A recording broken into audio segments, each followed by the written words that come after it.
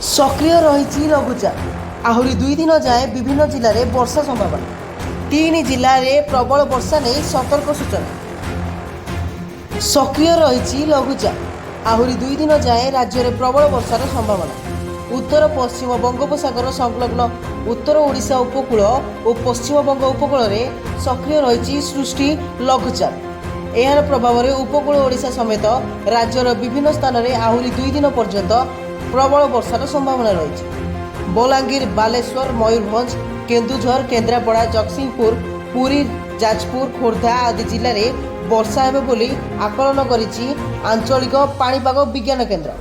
आज मयूरभंज, केन्दुझर, सुंदरगढ़ जिले में प्रबल वर्षा नहीं सतर्क सूचना जारी करिछि पाणीपाग विज्ञान केन्द्र।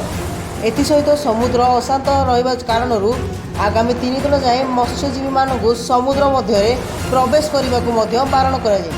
रिपोर्ट जागरण 24 न्यूज।